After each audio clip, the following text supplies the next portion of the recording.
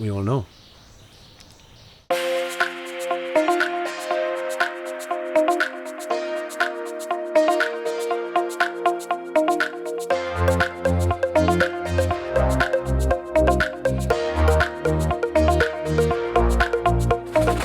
Yeah, my name is Andrew Francis Culler. I'm at the Unicorn Reborn in San Marcos, Lake Atitlán, Guatemala. I was 18. That was the first time I came to San Marcos. And I probably spent maybe 3 days here. And it had such an imprint and an impact on my entire being. Like my brain, my body, my soul was like, what's happening here? And so I came back 3 years later for a month, and that's when I met Arpita and Arjuna. They had a yoga hostel in San Marcos, and then 3 years after that, they were building Mahadevi Ashram. And I thought I was gonna stay for a few months, and it became my home for the next 8 months. And I thought I was there to learn yoga and become a yoga teacher. We were volunteering, helping a lot with building tree houses and tending to the garden, literally building the place as we were doing the training. They started to ask me to write some words, some mantra above the doorways, and yeah, I can do that. And she showed me this picture that she got from India, and it was this figure, and she said, can you do this? Can you do this as a mural? I'd never done a mural in my life. I'd grown up since the age of how old I could be to hold a crayon,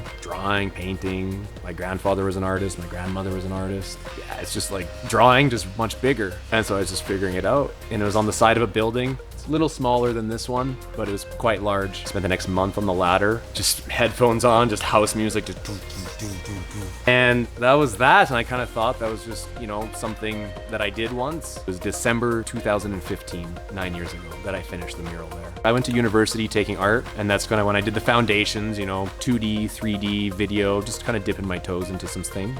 University of Lethbridge, it's my hometown in Canada, Southern Alberta. And I moved around a little bit as a child in Southern Alberta, but I returned back to Lethbridge when I was 13. Southern Alberta, it's like an hour north of the Montana border, and it's a beautiful part of the world because I can see off in the distance, like 150 kilometers away, where the Rocky Mountains start. So I live on the prairies. Flat, open, big skies. And then it's just like I'm at like the doorstep of adventure in the most beautiful mountains in the world. I was staying at Mahadevi, and while I was there, Arpita was hosting a lady named Gaia from Nicaragua. She's from New York, but she has land in Nicaragua at a property in a community called Inanita. And she does a 3-week intensive called the Tantric Way. I did the 3 weeks here, and when I finished it, I knew that I would be meeting Gaia again. And I decided in the fall of 2021 to go to Inanita. Live there for a few months, and that's where I met Kevin. Like our first meeting, man, our first meeting, it was just like, who is this guy? Who's this guy? There was a recognition of each other, but also this strong reflection of like, ooh, like there's a bit of me and you, and there was this instant brotherhood. And we stayed in contact. We met a year later, traveled to Colombia together. I ended up going back to Mexico to visit my family. At that point, Kevin was here at the lake, at the Unicorn. It had been 8 years since I'd been here, but my friend is there.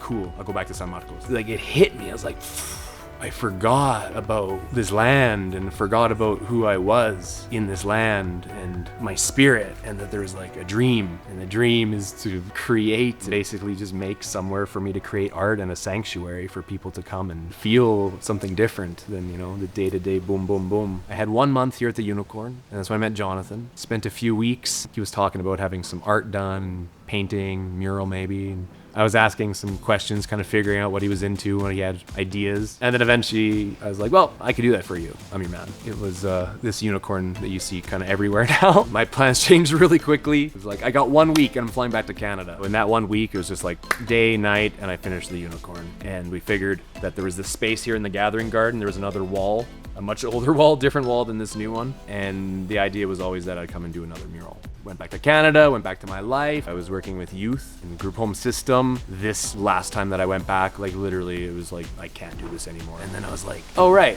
the unicorn, right. I messaged Jonathan, are you ready for the next mural? I'm ready, let's go. And he said, absolutely. He had the construction workers tell him 3 times, like, dude, this wall is gonna fall over. So it became like a kind of a medium project, became like a gigantic project. And he tore the wall down. He put these new pillars down like a meter into the ground, like this thing isn't going anywhere anymore. So Jonathan says, I want black and yellow, because these are the colors of KEFI Collective movement that he has here. And maybe green, because it's kind of naturey, it's the garden. And if you could, maybe just have a sunflower incorporated. Green, yellow, black, sunflower. And I started Googling images of sunflowers, but like the macro photography ones, when they're like really zoomed in, you can see all the intricacies of the seeds. For me, it was incredibly psychedelic and incredibly just like, what is nature doing, right? And so I was like, I like that a lot. Like, I'm not gonna do a little sunflower, it's gonna be a fucking giant sunflower. I'm just looking for things that, you know, kind of catch my eye. And this croc position that you see in the mural over and over again, I saw Jonathan and Kalisa doing it, and it was just like, this is a power stance, you know? But also like these elements, like you have like the masculine and the feminine, you know, like the strong masculine down here, just like, and you have the feminine just flying through the air. It was like powerful.